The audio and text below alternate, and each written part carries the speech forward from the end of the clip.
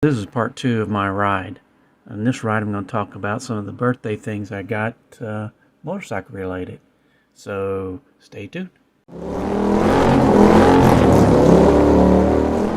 Meerkat.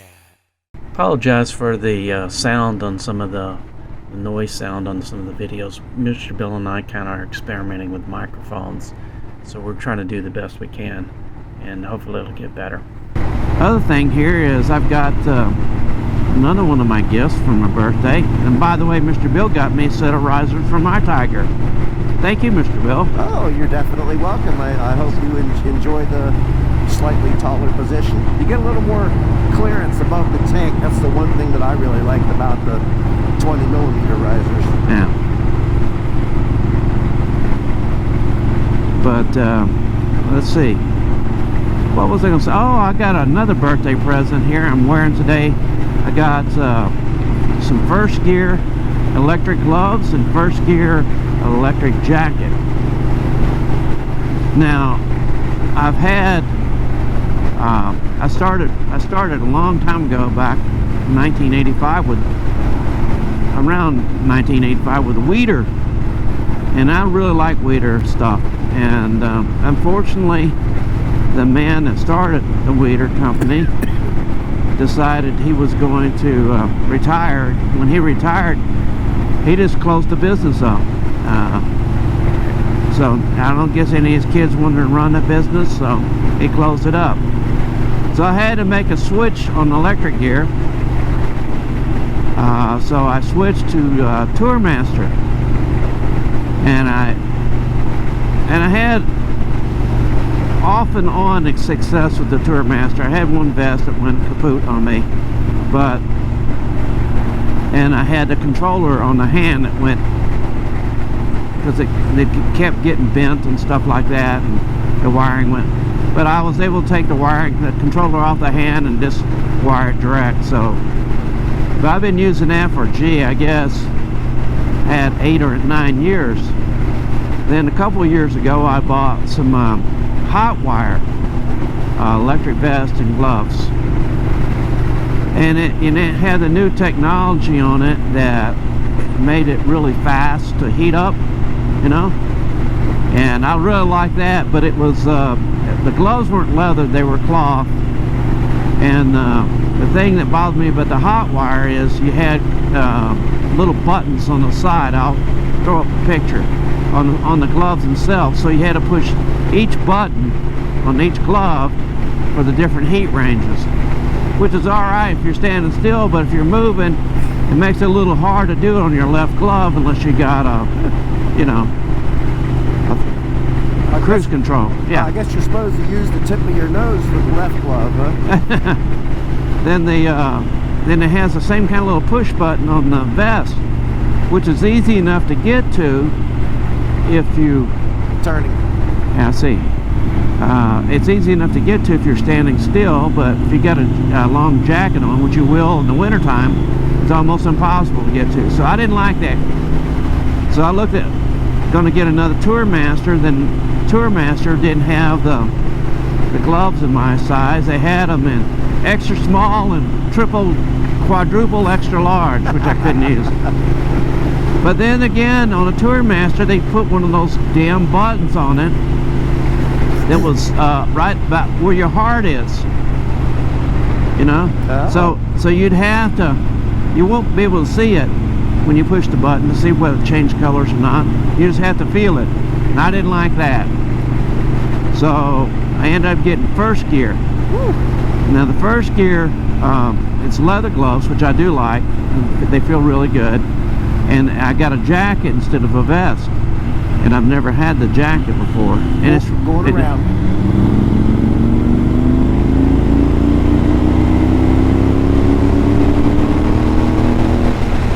Slow it down.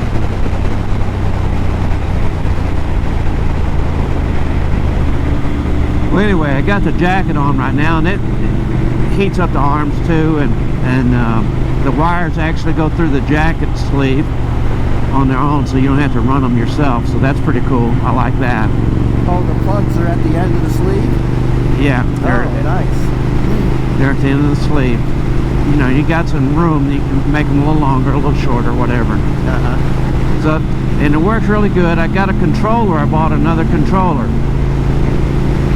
so you can turn, adjust the heat how you want it. So I'm liking that pretty good so far. My first ride with it. Look at Mr. Bill go. Yeah, and it's down to 46 degrees. We've dropped from mid-60s to 46. It works pretty good, and I really kind of like these. It's got a little bit better dexterity than the hot wire stuff. The hot wire I lost when they stole the bike. One of my bikes. It was in the bag, so I lost that. And the hot wire stuff, price-wise, is pretty cheap. It's $360 for a vest and gloves.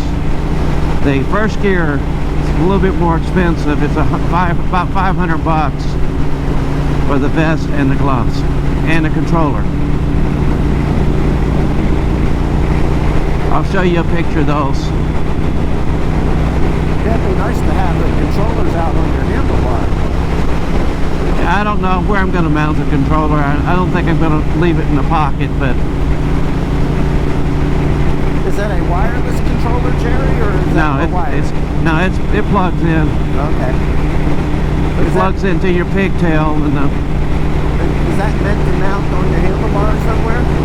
I doubt it. Not, at least the trucks, and it's not. Okay. I have clip-on, so yeah, no.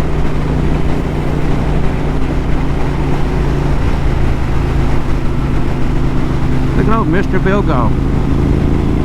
Yeah, this bike really handles nice. I'm really impressed. Yeah, he says as he crosses the yellow line. I didn't cross the yellow line. Hey, I know. I got the camera. Camera knows. Alrighty. Oh man, we're catching up to some other cars. Oh buggers. Oh well, at least we had some good twisties right there. Yeah. All right, now, Mr. Bill, what do you think about the supercharger idea? Well, for land speed racing, you know, I think you told me that the class that would put you in, the record is 250? 3 miles an hour. 253 miles an hour. That's just incredible. It's one of the Suzuki Hayabusas. Oh, it puts you in the same class as those? You can go ahead if you want. I mean... Oh, I'm fine. We're coming to the 2-lane in a moment anyway. Yeah, it was they made a smaller Hayabusa and they made a larger Hayabusa, I think. But the 1350 class is a supercharged Hayabusa, 253 miles an hour. Well, obviously, we're never going to get there with, you know, with a supercharger in that bike. So it would have to be for a personal best attempt. Yeah, you're right. It would. And you know, it would be a lot of fun. And you'd be really happy if you could get that red hat. You can't get the red hat. Oh, because you're not going to break the record. And I don't think it'll go 200 miles an hour. Oh, you don't think you'd make 200? No, I think about the most horsepower I could get out of the bike would be about 170 maybe. And I think I'd have to have a gearing. I had to have some special sprockets made. It had to have like a 35 or 34 tooth rear sprocket, maybe even lower than that, and an 18 on the front. So, you know, the best I could do with the gearing that I currently have would be about 173. That's theoretically the best. Yeah, I don't know. I'd have to give a lot of break 200, you know, it's going to be what, $6,000 or $7,000 by the time it's all done. So, of course, it would beat my rocket at the drag strip. Say what? What'd you say? I said with that much horsepower, I'm sure it would beat my rocket at the drag strip. Oh, that wouldn't influence any of your decision thinking, would it? Well, no. It's amazing what $7,000 can do. But yeah, it would be very hard to ride at the drag strip. And that would be my next train of thought was, how rideable will it be for a ride like we're doing right now? I think it'd be all right for a ride like we're doing right now. Okay. I think, depending on the fuel, I think you have to run an E85 with it to keep it cooler. I think on a day like today, you could get, you know, you wouldn't have to. No, I would think in the cool weather you'd be good.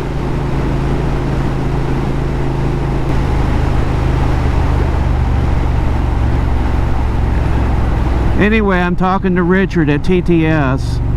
People that know Richard know that he's done superchargers and just about everything.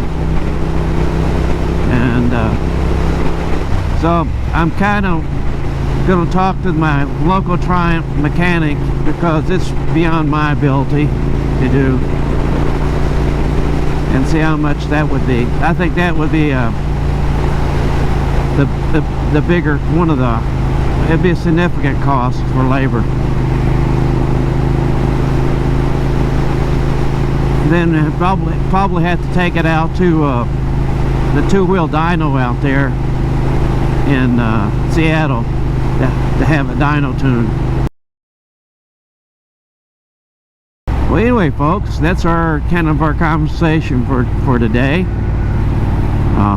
We're going to stop up here and get some breakfast and further discuss how Mr. Bill's now shaking in his boots about his Rocket 3 losing to a Thruxton R again. Oh,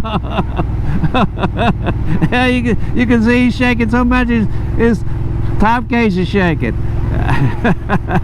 It's getting awful wiggly.